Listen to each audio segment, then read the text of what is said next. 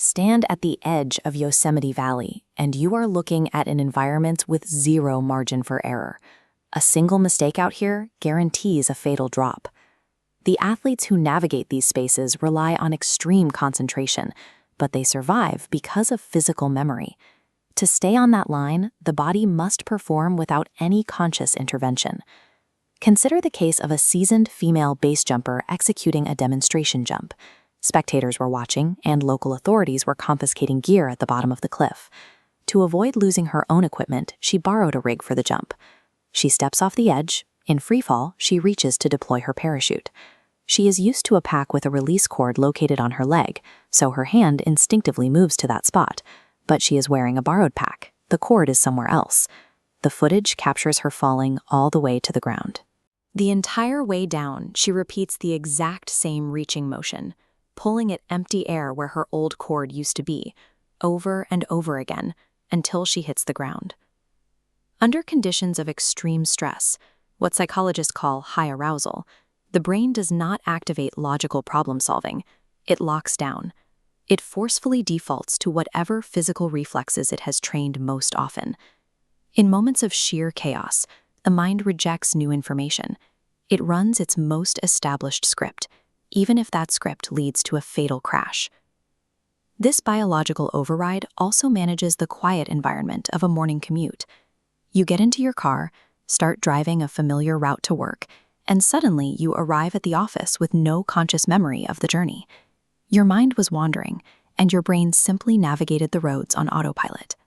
This same habit-driven mechanism is responsible for the tragic phenomenon of highly intelligent, loving parents leaving their infants unattended in the back of a hot car. This chart maps out a daily routine to show how our perspective memory functions. We have an established path, the daily commute to work. Then we introduce a new, fragile variable, a daycare drop-off on a day the parent doesn't normally handle it. The parent sits behind the wheel, and the "I'm going to work" mode activates. This dominant habit swallows the perspective memory entirely, deleting the new variable. The parent drives to the office, genuinely unaware the child is still in the back seat. We see this system override constantly. It is why technical skills decay. If we don't actively recertify a scuba diving license or brush up on driving skills, the brain fills the gaps with the lazy routines it prefers. When we stop examining our daily routines, our habits quietly dictate our actions, often erasing our most important conscious intentions. Scale this biology up from a daily commute to a human lifespan, and our reliance on routines takes on a different physical shape. We see it when older adults tell the same story over and over. They are experiencing a decline in source memory. The brain simply forgets who it previously shared that specific joke or memory with. But it is also an emotional choice. As processing new inputs becomes harder, the brain seeks out the comfort of nostalgia and familiarity. This graph illustrates what happens as the hardware ages. After a person turns 50, the volume of the hippocampus, a region heavily involved in declarative memory, physically declines by about 1 to 2% every year. As the brain physically shrinks and loses raw processing power, our reliance on hardwired automatic routines becomes more absolute. Yet, human aging presents a biological paradox. We can look at a 100-year-old with severe physical brain decay who shows zero signs of dementia, and a 60-year-old who is entirely incapacitated.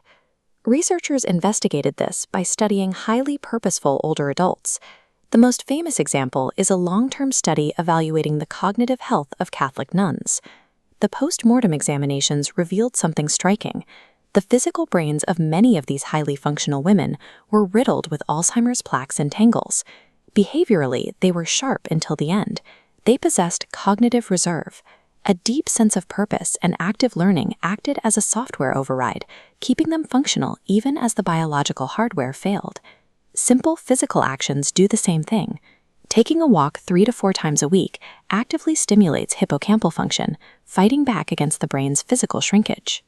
Actively challenging our minds, recertifying our skills, and intentionally breaking our daily routines is our primary defense. We must actively interrupt our defaults, or we risk becoming passengers in our own minds.